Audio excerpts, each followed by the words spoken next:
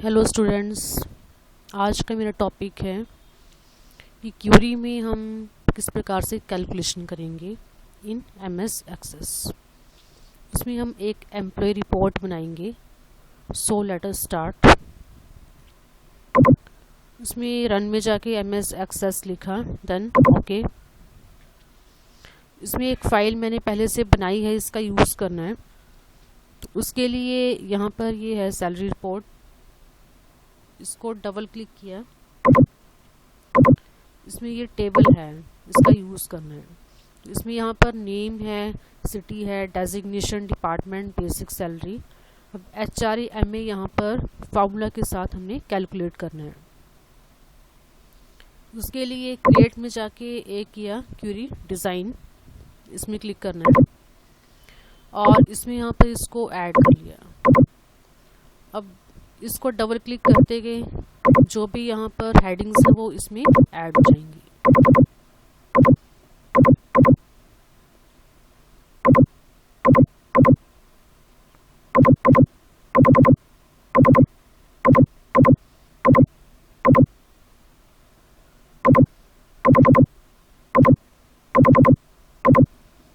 इसमें ये ऐड कर ली यहाँ पर।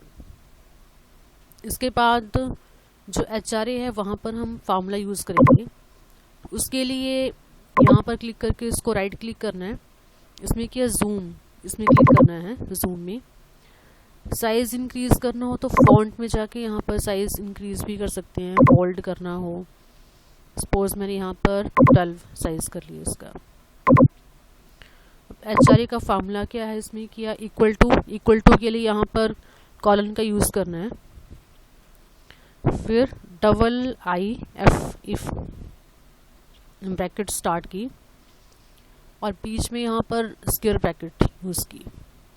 इसमें लिखा डेजिग्नेशन, जो वहाँ पर हेडिंग में लिखा है सेम वैसा ही लिखना है।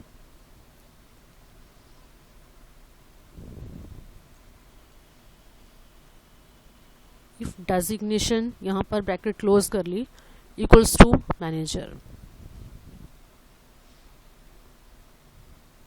देन इसका यहाँ पर क्या है कि उसकी बेसिक सैलरी जो है उसमें से कितना उसको एक्स्ट्रा मिले। तो इसमें लिखा है इसकी बेसिक सैलरी जो है, इसके लिए यहाँ पर ये लिखा बेसिक।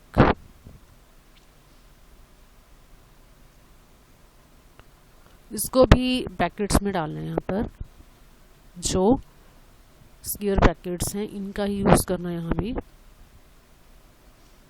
इसमें किया मल्टीप्लाई कितना हो, सपोज 40% मिले। ये एक कंडीशन है। इसको ही कॉपी कर लेते हैं। कॉपी करके पेस्ट किया। इफ डेजिग्नेशन कुछ डिफरेंट है, डेजिग्नेशन इक्वल्स टू यहाँ पे लिखा सपोज अकाउंटेंट है।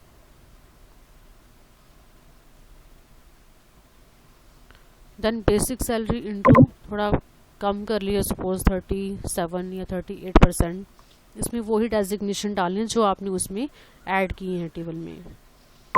देन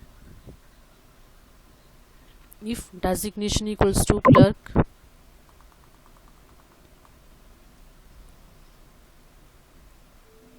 तो बेसिक सैलरी का थोड़ा और कम किया, सपोज 35%। अदरवाइज जो बेसिक सैलरी है इसको ही कॉपी किया, इसका और कम कर लिया, सपोज 30%। अब ब्रैकेट्स यहाँ पर कितनी ऑन की हैं, जैसे यहाँ पर ये 1 है, ये सेकंड है और ये थर्ड है। थर्ड 3 ब्रैकेट्स को यहाँ पर क्लोज कर लिया। इसमें किया if designation equals to manager, then basic salary into 40%। अगर डेजिग्नेशन अकाउंटेंट है तो उसकी जो बेसिक पे है उसमें से 38% और मिलेगा। अगर डेजिग्नेशन क्लर्क है तो उसकी जो बेसिक सैलरी है उसका 35% और एक्स्ट्रा मिलेगा। और इसके अलावा कोई और एम्प्लॉई है तो उसके लिए उसकी बेसिक सैलरी का 31% ऐड किया। इसको किया ओके। अब इसको रन करना है यहाँ से, इसमें ये ऑटोमेटिकली उठा लेगा। मैनेजर होगा, उसकी सैलरी का जितनी हमने कंडीशंस में डाल रखी हैं वैल्यूज़ उतना ये ले लेगा। नेक्स्ट है MA मेडिकल अलाउंस। इसके लिए ये जो है फार्मूला, इसको ही कॉपी कर लिया, यहाँ से कॉपी करना है और कॉपी करके इसमें राइट क्लिक किया और इसमें जूम में जाके पेस्ट कर लिया। इसमें HRA के प्लेस में MA कर लिया, मेडिकल अलाउंस। मेडिकल अलाउंस का फार्मूला यूज़ कर लिया इसमें कि if department equals to bank, इसको डिपार्टमेंट वाइज किया तो इसके प्लेस में यहाँ पर डिपार्टमेंट लिख दिया।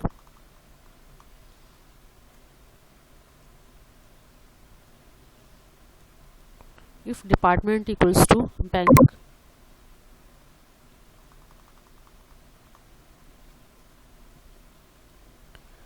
Then basic salary into 40%। If department, इसको ही कॉपी कर लेते हैं,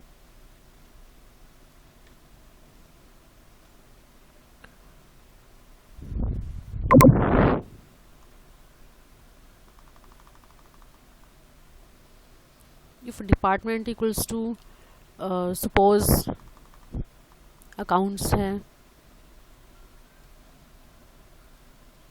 देन बेसिक सैलरी इंटू कुछ डिफरेंट सा डाल दिया, suppose 35%। If department equals to sales,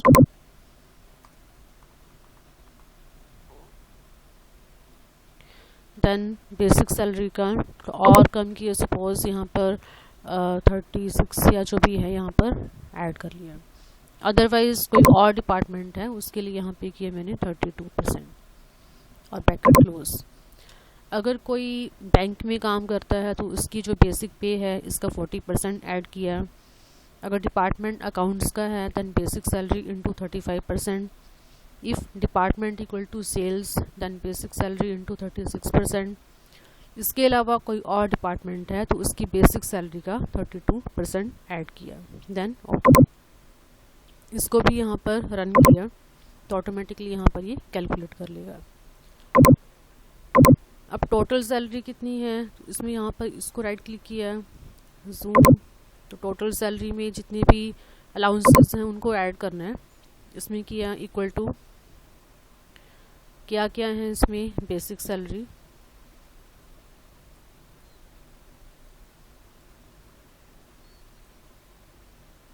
plus next इसमें यहाँ पर HRA और MA है,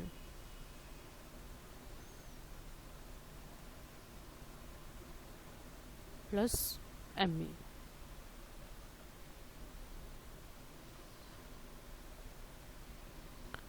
इसको ओके कर लिया।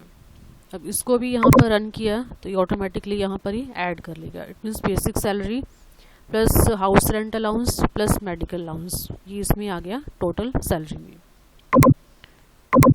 अब इसी में यहाँ पर टैक्स इंक्लूड करना है तो उसके लिए भी कंडीशन डाल सकते हैं। इसको राइट क्लिक किया और जूम, इसमें कंडीशन डाल दी, इफ जो टोटल सैलरी है उसके लिए लिखा है T और SEL is greater than equals to 25,000। अगर किसी की जो पे है वो 25,000 के ऊपर है तो उसको टैक्स देना पड़ेगा 10%। 25,000 से कम है तो कोई टैक्स नहीं होगा। तो इसमें कि if total salary is greater than 25,000 then total salary से माइनस करना है,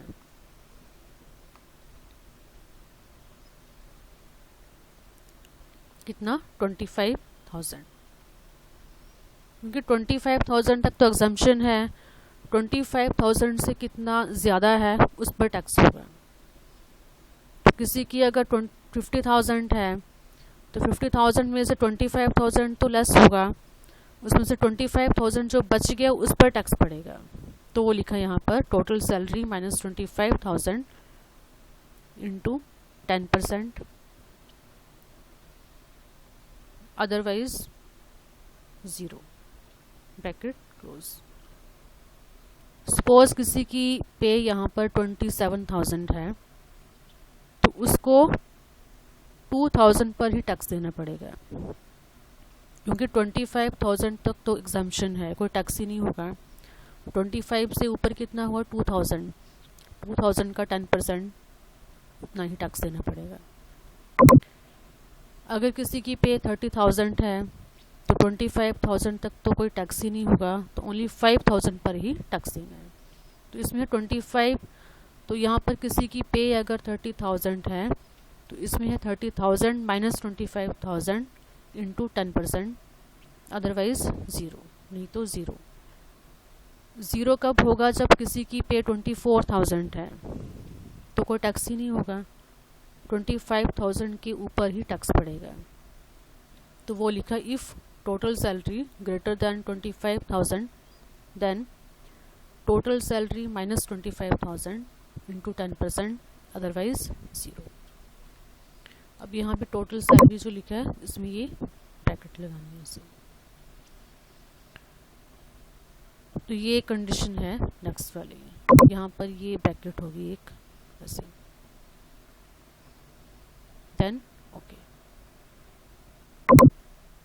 इसको रन किया तो यहाँ पर ये टैक्स आ जाएगा, ये ऑटोमेटिकली कैलकुलेट कर लेगा।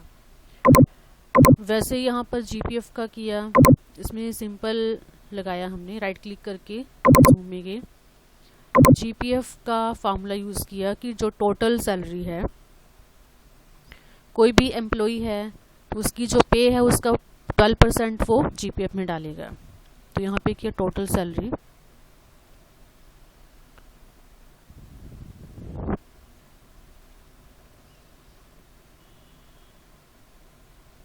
Multiply 12%, then okay. इसको भी रन किया, ये जीपीएफ में आ गया। अब नेट सैलरी कितनी बची? इट मीन्स कि उसकी बेसिक सैलरी एचआरए ये तो उसको मिला है, मिलके यहाँ पर कितनी होगी? टोटल सैलरी होगी। उसमें से टैक्स देना पड़ा, जीपीएफ भी देना पड़ा, उसको देने के बाद कितना बच गया वो नेट पे में है। तो इसको राइट क्लिक किया, यहाँ पे किया जूम, इसमें यहाँ पर फार्मूला यूज़ किया कि टोटल सैलरी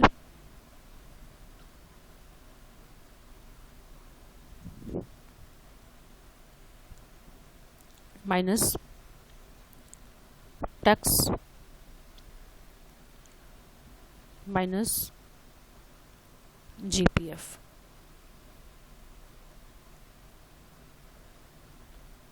तो ये टोटल सैलरी से टैक्स भी दिया, साथ में जीपीएफ भी डिडक्ट किया, उसको देने के बाद क्या बचा वो नेट पे उसके हाथ में आएगी। इसको रन किया तो ये नेट सैलरी आ गई। इस वे में हम कैलकुलेशन कर सकते हैं एम्प्लॉय रिपोर्ट की। सो आज के टॉपिक में इतना ही। थैंक्स।